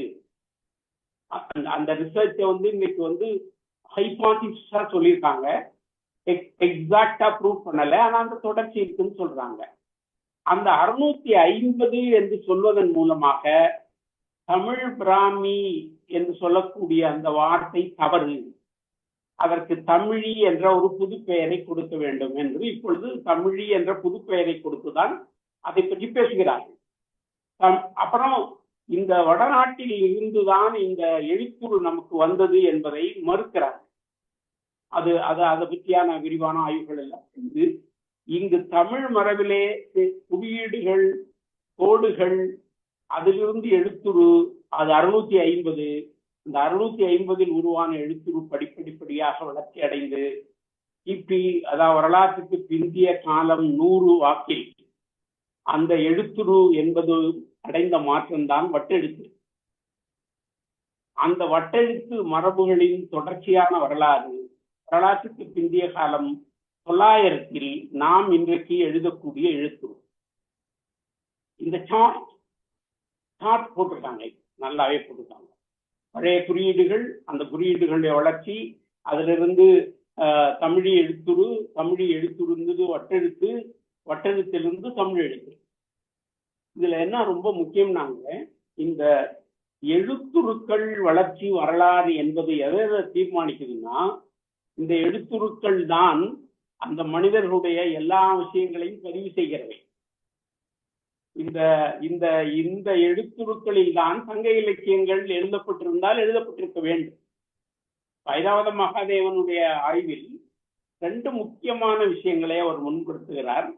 இந்த தமிழி எழுத்துரு கல்வெட்டுகளில் கிடைக்கக்கூடிய பல செய்திகள் சங்க இலக்கிய பிரதிகளில் உள்ளன. அப்போ சங்க இலக்கிய காலம் என்பது கிமு 200 150 என்று சொல்வதிலிருந்து தொடங்கி அது 650க்கு போகும். இது புதுசு. இதுக்கு முன்னாடி அப்படி இல்லை. 650 அதை தொடங்கணும்னு சொல்றாங்க. நான் இப்ப இவங்க சொல்லியிருக்கிற இந்த 7000 ஆண்டுகளுக்கு முந்தைய ஒரு வரலாறுன்னு இவங்க கண்டுபிடிச்சிருக்கிறதுக்கும் இதோட லிங்க் ஆகும். இப்போ இந்த எழுத்து 650 நீங்க படிக்க ஆரம்பிச்சீங்கன்னா உங்களுடைய இந்து சமவெளி குறியீடுகளுக்கும் இங்கும் இருக்கிற இடைவெளி குறைவாக இருக்கும். அப்புறம் நீங்க சொல்ற வெவ்வேறு இடங்களில் கிடைக்கக்கூடிய எழுத்துரு இந்த தமிழ் எழுத்துரு ஐராவத மகாதேவன் சாருடைய ஒரு எக்ஸலண்டான ஒரு ஆராய்ச்சி கட்டுரைக்கு அவர் தான் கண்டுபிடித்த இந்த தமிழ் எழுத்துருக்கள் மிக அதிகமாக இருக்கக்கூடிய இடம் மதுரையை சுற்றிய பகுதி. இன்னைக்கு அவர் 92 கண்டுபிடிச்சாருன்னா ஏறக்குறைய ஒரு 80 கல்வெட்டுக்கள் மதுரையும் சுற்றிய இடங்கள். இப்ப இதுல என்ன டெரிவேஷன் வருதுன்னா, மதுரை நமக்கு தொல் வழங்காலம் முதல் இருக்கக்கூடிய தமிழர்களுடைய தலைநகரம். சென்னையெல்லாம் உருவாகி வந்த புதுசு ஒரிஜினல் தலைநகரம் நமக்கு மதுரை தான். எல்லாருக்கும் புரிந்து நம்முடைய எல்லா மன்னர்களும் ஆட்சி செய்த இடம். இந்த மதுரையில் தான் வைகை ஓடுது. இந்த வைகையிலுள்ள என்னுடைய கரைகள்ல ஏறக்குறைய 163 தொல்பொருள் ஆய்வு செய்வதற்கான இடங்கள் இருக்கின்றன என்பதை அமர்நாத் தன்னுடைய அந்த டிடெக்ஷன் மிஷின் மூலமாக கண்டுபிடிச்சு சொல்லியிருக்காங்க. அதுல 3 இடம் தான் இப்போ ஆராய்ச்சி பண்ணியிருக்காங்க. அது ஒண்ணு சிவகலை, இன்னொன்னு இந்த கீழடி, அதுக்கு பக்கத்துல இன்னொரு ஊர். இப்ப இந்த 3ல கிடைச்ச ஆய்வுகளை வைத்துக்கொண்டே இவ்வளவு விஷயங்களை பேசுறாங்க. ஒரு மிகப்பெரிய ஆய்வை நீங்கள் நிகழ்த்தினால் அது எவ்வளவு பெரிய விஷயம் கிடைக்கும் அப்படின்னு ஒரு ஆர்வம் சொல்கிறார். இப்ப என்னாச்சுன்னா, இந்த எழுத்துரு வடிவம் மதுரை நகரை பற்றி சுத்தி நிறைய இருக்கு, தமிழ்ல நிறைய வந்திருக்குன்னு சொன்னா, வரலாற்றுக்கு முந்தைய காலம் இன்றைய கண்டுபிடிப்புப்படி 650 தொடங்கி வரலாற்றுக்கு பிந்தைய காலம் நீங்கள் 100 வரை வைத்துக் கொள்ளலாம், 200 வரை எப்படி வேணாலும் வைத்துக் கொள்ளலாம். அதாவது வட்டெழுத்து உருவாகிற காலம் வரை, அதற்கு முந்தைய தமிழி எழுத்து நடைமுறையில் இருந்த காலம் வரை தமிழ்நாட்டினுடைய இந்த கல்வி அறிவு, லிட்ரசி, அது ஐரோப்பிய ஏதென்ஸ் நகரங்களில் இருந்த கல்வி அறிவு மரபை விட மிக அதிகம் என்று ஐராவத மகாதேவன் சார் சொல்றார். என்ன காரணம்? இந்த எந்த பானை ஓட எடுத்தாலும் அந்த பானை ஓட்டுல அவன் பேரை எழுதி வச்சிருக்கான். சாதாரண ஒரு பானையை பயன்படுத்துகிற மனுஷன் அதுல தன்னுடைய குறியீடுகளை பேர்களை எழுதி வச்சிருக்கான்னா என்ன அர்த்தம்? It's literate. அவருக்கு எழுத படிக்க தெரியும். அப்போ எழுத படிக்க தெரிகிற அந்த நபர்கள் அந்த பானை செய்கிற மனிதர்களாக இருந்திருக்கிறார்கள். மிக சாதாரண மனிதர்கள் அவ்வளவு காலத்துக்கு முந்தையே தமிழ் சூழலில் எழுத்தறிவு பெற்றவர்களாக இருந்திருக்கிறார்கள். இது இந்தியாவினுடைய வேற எந்த பகுதியிலையும் கிடையாது. இந்த இந்தியாவினுடைய வளர்ச்சியில இந்த வரலாறை வேற எங்கேயுமே கண்டுபிடிக்க முடியாது. ஆனவோட தமிழ்நாடை தவிர்த்து வேற பகுதிகளில் ரொம்ப கிடைக்கிறது இல்லை, ரொம்ப குறைச்சு தான். இந்த கிடைக்கிறதுல குறியீடுகளோடு அதுல நிறைய பானை ஓடுகள் இந்த தமிழி எழுத்து வடிவத்துல தான் கிடைக்குது. அப்ப இப்படி கிடைக்கிற இந்த எழுத்துரு வடிவ வரலாறுக்கும் தொல்லியல் ஆய்வுகளுக்குமான தமிழ் சமூகத்தினுடைய வரலாற்றை கட்டமைக்கிற இந்த ஆதாரபூர்வமான வரலாற்று அமைப்பு இன்றைக்கு உருவாகிருக்கிறது. இப்ப நீங்க 650ன்னு சொன்னீங்கன்னா என்னென்ன விஷயம்? அப்படியே நேரம் மேல போனீங்கன்னா அந்த இரும்பு காலம் பற்றிய வரலாறு விடுங்க. அந்த இரும்பு காலத்து வரலாற்றுல பக்கத்துல சிந்து சமவெளி சம்பந்தப்பட்ட விஷயம் விடுகிறது. இதுவரை ஒரு தொடர்ச்சி இல்லை என்று சொன்ன இந்த மரபு அடிபட்டு ஒரு 18 லட்சம் ஆண்டுகளுக்கான தொடர்ச்சியான ஒரு உயிரினம் வளர்ந்து வாழ்ந்த வரலாறும், அது ஒரு 6000 7000 ஆண்டுகளுக்கு முன்பு மிக வளர்ச்சியடைந்த நாகரிகங்களை கொண்ட வரலாறும், அந்த வரலாறின் தொடர்ச்சியாக செந்நெறி இலக்கிய மரபை உருவாக்கி இருக்கிற ஒரு மிகப்பெரிய தொல்காப்பியம் சங்க இலக்கியத்தை உருவாக்கி இருக்கிற அந்த செந்நெறி மரபும் நமக்கு இந்த தொல்லியல் ஆய்வுகள் வழி உறுதிப்படுத்தப்படுகிறது. குறிப்பாக பேலியோகிராபி, எழுத்துரு வளர்ச்சி வரலாற்றின் மூலமாக உறுதிப்படுத்துகிறார்கள். இதுதான் உண்மையில ரொம்ப முக்கியமான விஷயமாக உருவாகி வந்திருக்கிறது. ஆகையினால இந்த தொல்லியல் ஆய்வுகள் வழியாக அது மாதிரி எழுத்துரு சார்ந்த அதே போல ஆய்வுகளில் இவை கண்டுபிடிக்கப்பட்டிருக்கின்றன. இந்த கண்டுபிடிப்புகளின் ஊடாக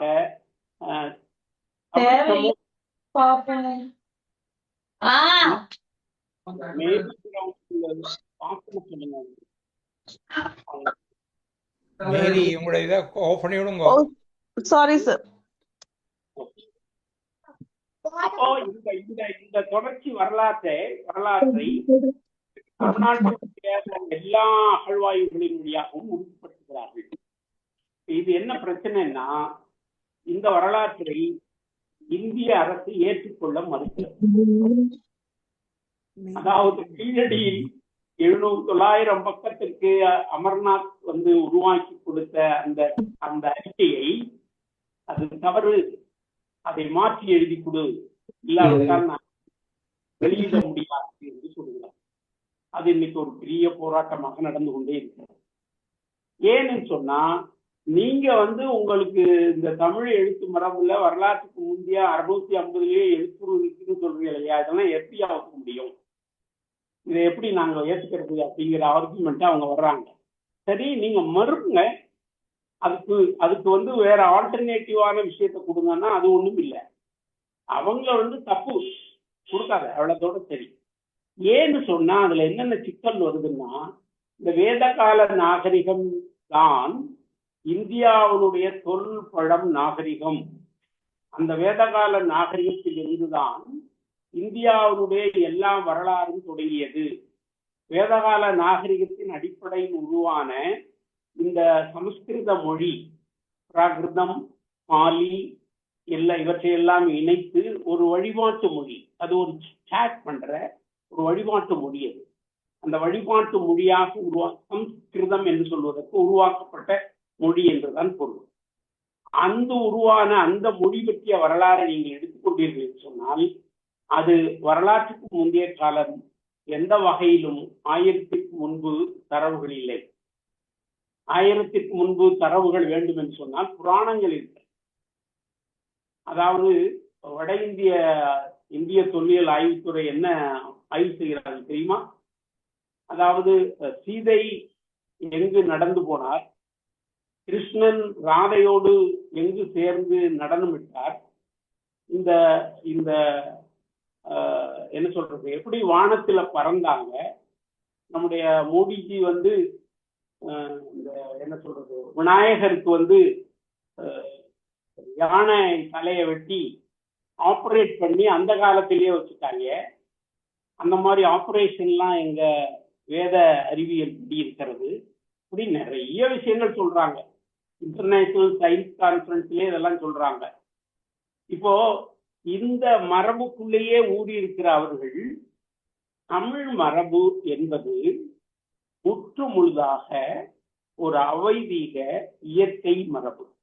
இந்த இயற்கை மரபு அப்படின்னு சொல்றதுக்கு 100க்கு 200% தரவுகள் நம்முடைய செவ்விலக்கியம், சங்க இலக்கியம்.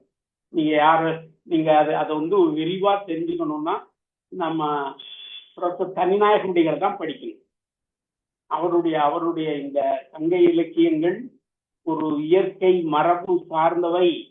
சமஸ்கிருத இலக்கியம் அந்த மரபை சார்ந்தது இல்லை என்பதை தமிழ் இலக்கிய நிலக்கிடக்கையும் தமிழ் மொழியும் என்று சொல்லக்கூடிய அவருடைய அந்த ஆங்கில நூல் தமிழ்நாட்டில் ஒரு அண்மையில் மொழியாக்கம் செய்யப்பட்டது. அதை நீங்க வாசிக்கணும். அதுபோல அவருடைய பண்டை தமிழர் கல்வி முறை பற்றி ஆங்கிலத்தில் எழுதிய அவருடைய PhD நூல் இப்பொழுதுதான் 2 மாதங்களுக்கு முன்பு தமிழில் மொழியாக்கம் செய்யப்பட்டு நாங்கள் வெளியிட்டோம். அதில் இருக்கிற விஷயங்கள் எல்லாம் வாசிக்கணும். இப்ப இப்படி வாசிக்கல ஒரு விஷயம் என்னன்னா, ஒரு மொழியை உயர்த்தியோ அல்லது ஒரு மொழியை தாழ்வுபடுத்தியோ அல்லது ஒரு மனித கூட்டத்தை இழிவுபடுத்தியோ சொல்வது அல்ல இங்கு நோக்கம். கிடைத்திருக்கக்கூடிய வரலாற்று தரவுகளை முன்வைக்கிறார். அந்த தரவுகள் சார்ந்து, அதாவது நீங்க சமஸ்கிருத மொழி என்பது ஒரு எந்த நேஷனாலிட்டியினுடைய மொழியும் இல்லை, ஒரு தேசிய இனக்குழுவுக்கான மொழின்னு அதை நீங்க சொல்ல முடியாது. ரெண்டாவது, இந்த சமஸ்கிருத மொழியில தமிழ்ல நான் இப்படி ஒரு பெரிய பைலியோகிராபி ஹிஸ்டரி சொல்றேனே, அது அங்க இல்லை. அவங்க இந்த வெவ்வேறு இடங்கள்ல கிடைத்த எழுத்துருக்களை அங்கங்க, சமஸ்கிருத மொழி நேபாளில் எழுதுற எழுத்துரு வேற, காஷ்மீர்ல எழுதுற எழுத்துரு வேற, இங்க வேற கும்பகோணத்தில் எழுதுற எழுத்துரு வேற, அங்கங்க இருக்கிற எழுத்துருக்களை வைத்துக் கொண்டுதான் அந்த மொழியை பதிவு செய்கிறார்கள். அது ஒரு ஓரல் லாங்குவேஜ், அது வாய்மொழி மரபிலேயே வந்தது. அது என்னன்னா எழுதவே கூடாதுன்னு வேற அடம்பிடிச்சு வந்துட்டாங்க. எழுதுனீங்கன்னா அதனுடைய அந்த தெய்வ பாஷையினுடைய தன்மை குறைந்து போகும்னு சொல்லி அப்படியே சொல்லி சொல்லி சொல்லி சொல்லி சொல்லி வந்த அந்த டிரான்சிஷன் தான் சமஸ்கிருத மொழி. அது 14ஆம் நூற்றாண்டு வாக்கில் தான் அதுக்கு பதிவு செய்கிற வரலாறே வருகிறது. இதுல ஒரு விஷயத்தை நீங்கள் புரிந்து கொள்ள வேண்டும். இப்படி வாய்மொழி மரபில் இருக்கக்கூடிய மொழிகளில் எந்தெந்த காலங்களில் யார் அதை உள்வாங்கி இன்னொருத்தருக்கு கொடுக்கிறாரோ அப்பொழுது வாங்குபவர் தன்னுடைய விஷயத்தையும் சேர்த்து கொடுப்பது என்பது தவிர்க்க முடியாது. அவன் என்ன முட்டாளா? அவனும் புத்திசாலி தான். அது மாதிரி நம்முடைய கல்வெட்டுகளுக்கு அதை எழுதுறாங்கல்ல, அதை மறுபடியும் படி எடுக்கிறாங்கல்ல, இது ஓலையில் எழுதுறாங்கல்ல, எழுதுற பொழுது முன்னாடி இருக்கிறதையே தான் அப்படியே எழுதி வச்சாங்கன்னு நம்பாதீங்க. ஓலையில் எழுதுற நண்பர் அவர் புத்திசாலியா இருந்துதான் அந்த வேலையை செய்யறாரு. இப்போ தனக்கு சரின்னு பட்டதை, தெரிஞ்சதுன்னு பட்டதையும் சேர்த்து தான் எழுதுவார். தொல்காப்பியம் வரலாற்றுக்கு முந்தைய 500-600 ஆண்டுகள் தொடங்கி வரலாற்றுக்கு பிந்திய 500 ஆண்டுகள், அந்த 1000 ஆண்டுகளில் பலரால் பல வடிவத்தில் எழுதப்பட்டு 6ஆம் நூற்றாண்டில் தான் அது நிலைவேறு பெற்று ஒரு முழு வடிவம் பெற்றது என்பது தமிழ் சொலபில் பேராசிரியர் சிவத்தம்பி, பேராசிரியர் வையாபுரி பிள்ளை, இப்படி பல அறிஞர்களுடைய கருத்து. அதனால நம்மால யாராவது தொல்காப்பியன்னு ஒரு ஆள் இருந்தான், அவன் உட்கார்ந்து எழுதுனா, அது அப்படியே வந்த இந்த இந்த இந்த வழிபாடு இருக்குல்ல, உருவ வழிபாடு, பெயர் வழிபாடு, இது தொல் பழங்கால வரலாற்றுல நம்ம கணக்குல எடுக்கவே, அது டிரான்சிஷன் தான்.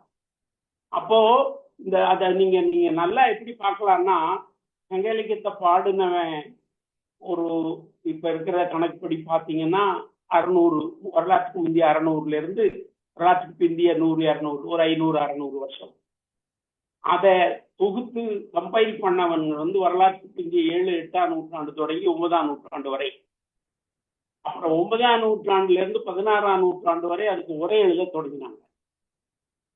அந்த பிறகு பாத்தீங்கன்னா இந்த 1940கள் 30கள் ஓவேசா, தாமோதரம் பிள்ளை, இந்த விஷயங்கள் இங்க கிடைக்கிறதுக்கு பதிப்பிச்சாங்க. அது 19ஆம் நூற்றாண்டு இடையில தொடங்கி 20ஆம் நூற்றாண்டு 24 வரை வந்துச்சு. அதுக்கு பிறகு 30-40களில் அதை பத்தி ஆராய்ச்சி பண்ண தொடங்கணும். அதுல தன்னியாயமடிகளா இருக்கட்டும், வையாபுரி பிள்ளையா இருக்கட்டும், கைலாசபதியா இருக்கட்டும், சிவத்தம்பியா இருக்கட்டும், இவங்க அந்த டெக்ஸ்ட்ல ஆராய்ச்சி தொடங்கினாங்க. இந்த டெக்ஸ்டினுடைய இந்த 5 ஸ்டேஜும் ரொம்ப முக்கியம். இந்த ஒவ்வொரு ஸ்டேஜ்லையும் இந்த டெக்ஸ்டுக்கு ஒவ்வொரு வகையான புரிதல் இருக்கு, ஒவ்வொரு வகையான பதிவு இருக்கு. அந்த பதிவுகளை வச்சுக்கொண்டுதான் இந்த அடிக்குறிப்பு எழுதுறாங்க. அந்த பதிவுகளை வச்சுக்கொண்டுதான் உரையாசிரியர்கள் தனக்கு வேண்டியதெல்லாம் உள்ளுக்கு விட்டு விடுறாங்க. பரிமேலழகர், நச்சினார்கினியர்லாம் விட்டதெல்லாம் இருக்குல்ல, நிறைய இருக்கு. அவங்க சமகாலத்தை அதுக்குள்ள பதிவுறாங்க. அது தப்புன்னு நம்ம சொல்ல முடியாது. இன்டெலெக்சுவல், அவர் எப்படி பண்ணுவார்? ஆகையினால இந்த தமிழ் சமூக வரலாற்று மரபில் இந்த வரலாற்றுக்கு முந்தைய தொல் பழங்கால விஷயங்களில் நான் மொழி பற்றி சொன்னேன். அந்த மொழியில பிராகிரி மொழி அங்க இருக்கு, அது சார்ந்த விஷயங்களுக்குள்ள அது எப்படி வந்திருக்கு அப்படின்னு சொன்னேன். அதுல இன்னொரு விஷயத்த சொல்ல மறந்துட்டேன். மேற்கு தொடர்ச்சி மலையிலும் அதே மாதிரி கிழக்கு தொடர்ச்சி மலைப்பகுதிகளிலும் வாழக்கூடிய தொல் பழங்குடி மக்கள் பேசக்கூடிய மொழிகளில் மிக அதிகமான மொழிகள் திராவிட மொழி குடும்பத்தை சார்ந்தவையாக இருக்கின்றன. இது ரொம்ப முக்கியம். இந்த எல்லாமே இந்த வரலாற்றுக்கு முந்தைய காலத்தினுடைய ஹிஸ்டரியை ப்ரூஃப் பண்றதுக்கு இதெல்லாம் ரொம்ப ஸ்ட்ராங்கா இருக்கு. அப்ப அந்த மொழி விஷயம் அப்படி இருக்கு. அப்ப அந்த மொழியினுடைய தொடர்ச்சியாக எனக்கு கொண்டிருக்கோம் அது சொன்னோம். அது மாதிரி மனிதர்கள் குடியேற்றம் அது சார்ந்த விஷயங்களை நம்ம எப்படி பார்க்கிறோம். அப்ப சிந்து சமவெளியில குடியேற்றம் எப்படி நடந்தது, ஆரியர்கள் என்று சொல்லக்கூடிய வேறு குடியினர் எப்படி குடியேற்றம் செய்தார்கள், இது இரண்டு சார்ந்த மொழி உருவாக்கம் எப்படி வந்தது, இந்த மொழி உருவாக்கத்தின் ஊடாக வந்த பெலியோகிராஃபி எழுத்துரு உருவாக்கம் எப்படி வந்தது, அதனுடைய பதிவுகள் எப்படி இன்றைக்கு வளர்ச்சி அடைந்திருக்கின்றன என்பதை பற்றி பேசினோம். அப்புறம் இந்த கட்டிடக்கலை இது ரொம்ப முக்கியமான ஒரு ஏரியா. இப்ப நீங்க சங்க இலக்கியங்கள்ல பட்டினப்பாலையில மதுரை காஞ்சியில நீங்கள் நிறைய இடங்கள்ல ரொம்ப பிரமாண்டமான கட்டிடக்கலை பற்றிய குறிப்புகள் இருக்கு. இதே மாதிரியான கட்டிடக்கலை சிந்து சமவெளியில் இதனுடைய முன் வளர்ச்சியாக இருக்கு. இதே மாதிரியான கட்டிடக்கலை கீழடியில் கண்டுபிடிச்சிருக்காங்க. கீழடியில இன்றைக்கு அதாவது ஒரு பெரிய பிரேக் த்ரூ ரிசர்ச் என்னன்னா, தென் தமிழகத்தில் கட்டிடக்கலை சார்பான அகழ்வாய்வுகள் இல்லை என்று வடநாட்டு அகழ்வாய்வாளர்கள் எல்லோரும் சொல்லிக் கொண்டிருந்தாங்க. அதை உடைச்சவர் இந்த அமர்நாத் தான். இன்னைக்கு கீழடியில தரையில் அதாவது நீங்க அந்த கழிவுநீர் கால்வாய்கள், நீர் தொட்டிகள், அந்த பிரிவுகள் இப்படின்னு எதையெல்லாம் நீங்க சிந்து சமவெளியில சொல்றீங்களோ அது பூரா கீழடியில இருக்கு. ஒரு அண்மை காலத்துல இந்த ரிமோட் ரிசர்ச்னு சொல்லிட்டு பாரதிதாசன் யூனிவர்சிட்டியில ஒரு பெரிய ப்ராஜெக்ட் பண்றாங்க. அவங்க சொல்றாங்க இந்த கடலுக்குள்ளே பப்ருளி ஆறு ஓடியது குறிப்பு இருக்குங்கிறாங்க. கடலுக்குள்ளே பூம்புகாரின் தொடர்ச்சியாக நம்முடைய பட்டினப்பாலையில பேசுகிற சிறப்பதிகாரத்தில் பேசுகிற பூம்புகார் நகரம் அந்த கடலுக்கு அடியில் 65 அடி ஆழத்தில் உள்ளே இருக்கிறது என்று சொல்லுகிறார். இதெல்லாம் ஒரு ஃபிக்ஷன் படிக்கிறது மாதிரி தெரியும் நமக்கு. ஆனா இதெல்லாம் ரிசர்ச்னு சொல்றாங்க. அது நீங்க அவங்க சொல்றதை மறுக்க முடியல. அதுக்கு என்ன முக்கியமான காரணம்? Lot of literary evidence. இதுவரை இருந்த ஆயிரக்கணக்கான பதிவான இலக்கிய பதிவுகளுக்கு இந்த தொல்லியல் பதிவுகள் வளம் சேர்க்கின்றன. நம்ம பழைய சங்க இலக்கிய பதிவுகளோ அல்லது சிலப்பதிகாரம் வரை இருக்கிற பதிவுகளையோ நாம ஒரு அப்படியே தூக்கி எறிஞ்சிட முடியாது. அது ஒரு இயற்கை வழிபாட்டு மரபை சார்ந்த மனித சமூக வளர்ச்சியில் இந்த இயங்கியல் படி ஒவ்வொரு கட்டத்துல ஒரு வகையான மனித சமூக உருவாக்கம், அதுக்கு அடுத்த கட்டத்துல இன்னொரு சமூக உருவாக்கம், அப்புறம் ஒரு ஸ்டேட், அந்த ஸ்டேட்டினுடைய வளர்ச்சி, அப்புறம் டெமோக்ரஸி, இதெல்லாம் நமக்கு தெரிஞ்சது. நம்ம தமிழக தொல்லியல் ஆய்வுகளை பொறுத்தவரை இந்த தன்மை அப்படியே வருகிறது. இதுல ரொம்ப அகழ்வாய்வுகள்ல கண்டுபிடிச்ச ஒரு பிரேக் த்ரூ என்னன்னா, நம்முடைய தொல்லியல் ஆய்வுகள் மூலமாக வழிபாட்டு மரபுகளோ கடவுள்களோ கோயில்களோ சமஸ்கிருத மரபில் நாம் கண்டுபிடித்திருப்பதை சொல்வதை போல இல்லை. உங்களுடைய ஆசீவகமாக இருக்கட்டும், உங்களுடைய சாங்கியமாக இருக்கட்டும், அது தொடர்ந்து வந்த சைவம் வைணவம் இந்த மரபுகள் எதுவாக இருக்கட்டும், இவைகள் எல்லாம் ஒரு இயற்கை வழிபாட்டு மரபுதான். அந்த இயற்கை வழிபாட்டு மரபுதான் மனித சமூகத்திற்கு சாத்தியம் அந்த காலத்துல. அப்ப அந்த மரபுக்குள்ளான வளர்ச்சியாகத்தான் தமிழ் சமூக வரலாற்றை படிக்க வேண்டும் என்று சொல்லுவோம். இது சமஸ்கிருத மரபுக்கு நேர் எதிரான இப்ப இதுதான் சிக்கல். இப்ப இவங்களுக்குள்ள இப்படியான விஷயத்தை கண்டுபிடிக்கிறாங்க, அவங்களுக்குள்ள எஸ்டாப்ளிஷ்டான இவ்வளவு பெரிய ஒரு வரலாறு இருக்கு. இந்த ரெண்டும் பொருந்தி போகல, முரண்படுது. இந்த முரண் சார்ந்துதான் இந்த தமிழ்நாட்டு தொல்லியல் ஆய்வுகளுக்கும் இந்திய அரசுக்குமான ஒரு மிகப்பெரிய போராட்டம் இப்பொழுது நடந்து கொண்டு வழக்கு மன்றங்கள்ல போய்கொண்டு எல்லாரும் பேசிட்டு இருக்கிறாங்க. இப்ப தமிழ்நாடு தொல்லியல் அது பல வடங்குல வளர்ச்சி அடைந்து கொண்டு நிறைய செய்து கொண்டே இருக்கிறார். ஆகையினாலே இந்த கட்டடக்கலை மரபிலும் நமக்கு ஒரு தொடர்ச்சி இருக்கிறது. ஆகையினாலே இப்ப நம்ம இந்திய வரலாற்றை எழுத வேண்டும் என்று சொன்னால் 70% நிலப்பகுதிகள் என்பவை அது வரலாற்றுக்கு முந்தைய காலம் தொடங்கி திராவிடர்கள் என்று சொல்லக்கூடிய இன்றைக்கு சொல்லக்கூடியவருடைய மூதாதையர்கள் வாழ்ந்த இடம் என்று எழுத வேண்டும். அவர்கள் பேசிய மொழி திராவிட மொழி என்று சொல்ல வேண்டும். அவர்களுடைய வழிபாட்டு முறை இயற்கை வழிபாட்டு முறையாக இருந்தது என்று சொல்ல வேண்டும். அவர்களுடைய எழுத்து முறை இப்படி தனியாக அவர்களுக்கென்று உருவான எழுத்து முறை இருந்தது என்று சொல்ல வேண்டும். இப்படி சொல்லுகிற இந்த வரலாற்றிற்கும் இந்தியாவில் இருக்கக்கூடிய இன்னொரு வரலாற்றுக்கும் இருக்கக்கூடிய முரண்தான். இதுல எது சரி தப்புங்கிறத தரவுகள் தான் தீர்மானிக்க முடியும். நம்முடைய சொந்த விருப்பங்கள் தீர்மானிக்க முடியாது. இப்ப சொந்த விருப்பங்களுக்கும் தரவுகளுக்குமான போராட்டம் இங்க நடந்து கொண்டிருக்கிறது. இந்த அடுத்த கட்டத்துல எந்த லெவலுக்கு போகும் என்பது பற்றியெல்லாம் நாம் விரிவாக ஒவ்வொரு துறை சார்ந்தும் பேச முடியும் என்று நான் நம்புகிறேன். நன்றி. நாம் இது சம்பந்தமாக உரையாடல் ஏதாச்சும் நிகழ்த்துனா என்னால நிறைய சொல்ல முடியும்னு நினைக்கிறேன். ஏன்னா நிறைய தகவல்களை ஒரு சிஸ்டமேட்டிக் குரோனாலஜி வடிவத்துக்குள்ள வச்சு சொல்ற பொழுது ஒரு பிரச்சனை அது. அந்த பிரச்சனைக்குள்ள என்னுடைய டிரைவேஷன் இதுதான். மொழி சார்ந்து இது, மக்கள் கூட்டம் சார்ந்து இது, எழுத்துரு சார்ந்து இது, வழிபாட்டு கல்ச்சர் சார்ந்து இது, இப்படின்னு சொல்ல முடியும். இதற்கு தமிழ்நாட்டில் நிகழ்த்தப்பட்டிருக்கிற மிக விரிவான தொல்லியல் ஆய்வுகள், சிந்து சமவெளி அகழ்வாய்வு, இதெல்லாம் ரொம்ப பெரிய உரையாடலாக எனக்கு மாறி இருக்கிறது. இதை நான் அறிமுகப்படுத்தியிருப்பதாக நம்புகிறேன். இதை நம்ம இன்னும் பெரிய அளவுக்கு இதை பற்றி உரையாட வேண்டும். நன்றி, வணக்கம்.